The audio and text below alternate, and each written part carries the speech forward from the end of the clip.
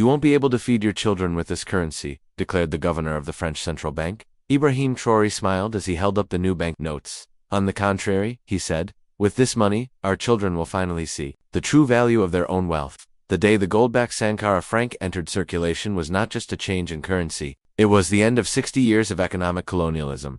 The presidential palace in Burkina Faso was unusually full that morning.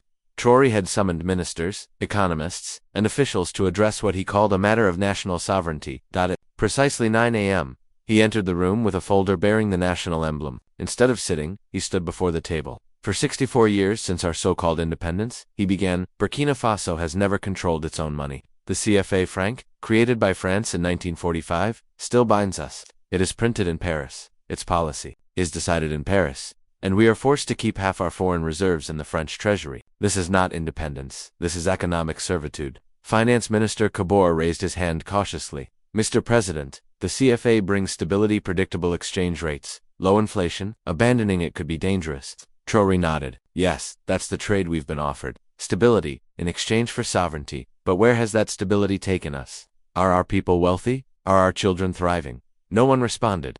The silence spoke volumes.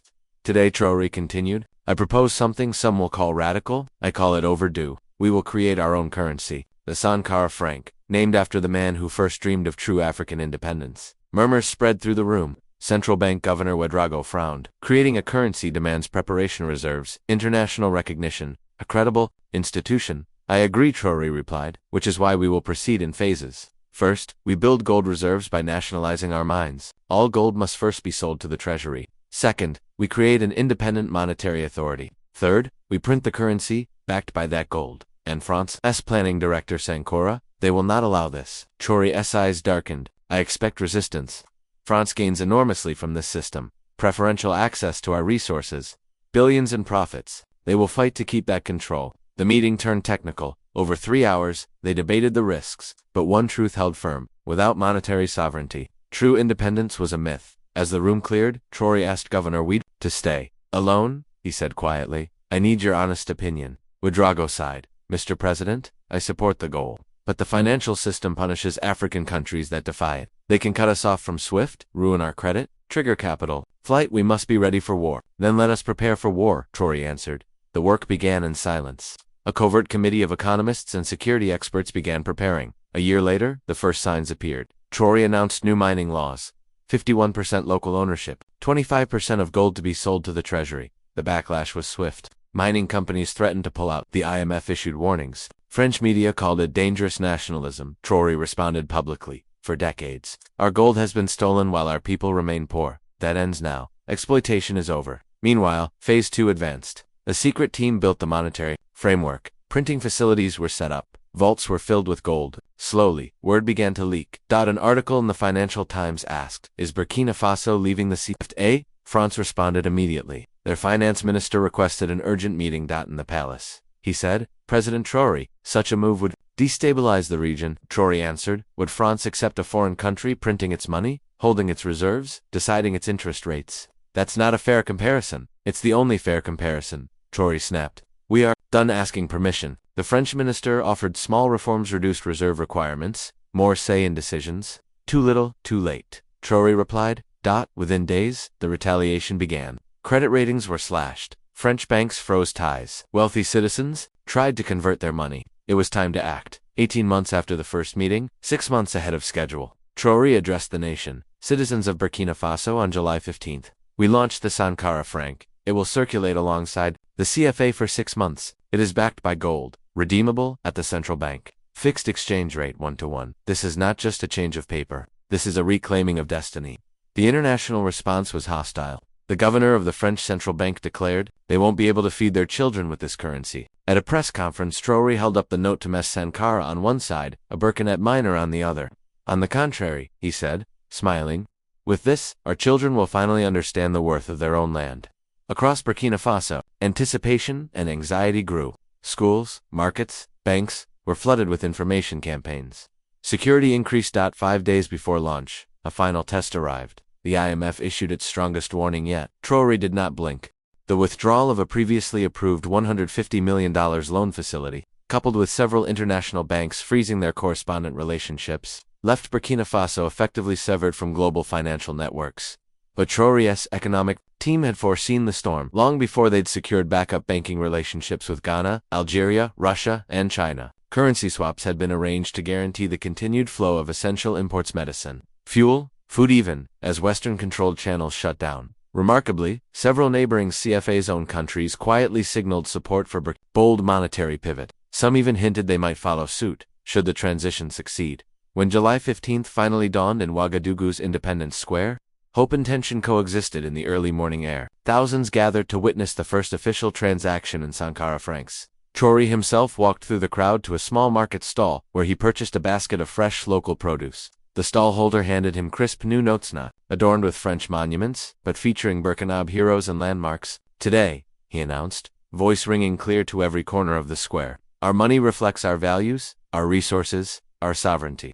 For the first time since colonial rule, we make monetary policy for our people, not for foreign powers." The crowd erupted in cheers. In the weeks that followed, practical issues surfaced. Some merchants hesitated to accept these unfamiliar notes. Rural distribution lagged, and international businesses demanded premiums to handle them. Yet the doomsday predictions espoused by Western economists never came true. Inflation stayed moderate. Bank runs faded as trust in the gold backing took hold. Meanwhile, a quiet but decisive psychological shift swept over Burkina Faso. Economic nationalism, local producers found renewed vigor, imports slowed, a sense of self-reliance flourished. 3 months in, the new currency passed its first major test. A prolonged drought threatened crops and food prices. Under the old CFA regime, the country's monetary hands would have been tied.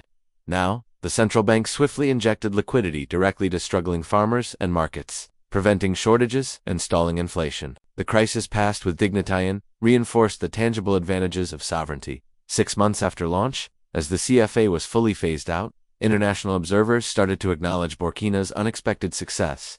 Bloomberg ran an analysis, headlined "Against All Odds: How Burkina Faso's Currency Gambit is Paying Off." Crediting the gold backing with crucial stability during the transition, neighbors like Mali and Niger sent delegations to study the model, and discussions began about forging a new regional currency, one controlled by African nations themselves. 1 year in, Traoré convened a summit of West African leaders in Ouagadougou. "What we have proven," he told them, "is that sovereignty and stability are not enemies. With foresight, reserves, and robust institutions, we can have both.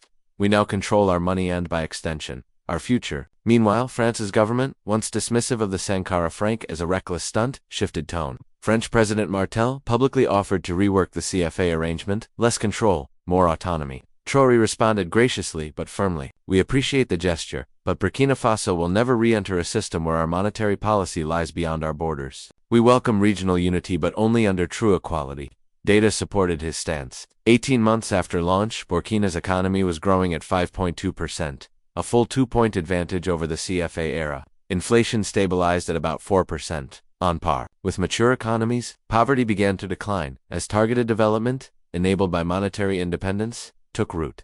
The initial gold backing, once derided as archaic, had been essential. People who distrusted paper money now held currency they could redeem in gold, and confidence soared. As trust in institutions deepened, the central bank gradually scaled back the gold requirement, freeing resources for reinvestment.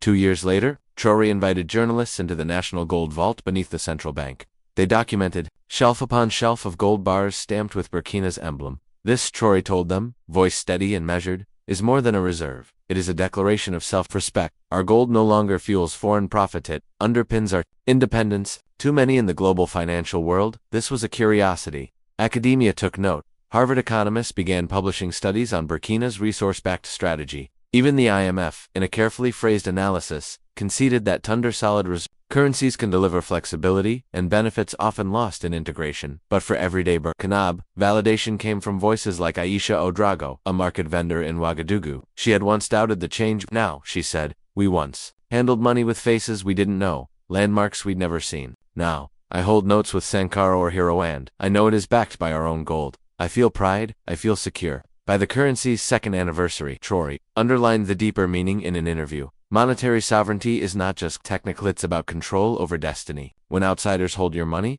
they hold your schools, your clinics, your factories. Now we open doors we thought were locked. 3 years on, the Sankara Franc had become more than national currency. It was a symbol. 5 other West African nations began their own paths away from the CFA, gesturing toward An African monetary union, founded on mutual respect rather than colonial vestiges, Francais acknowledging the shift, modernized the CFA for remaining members' lower reserves.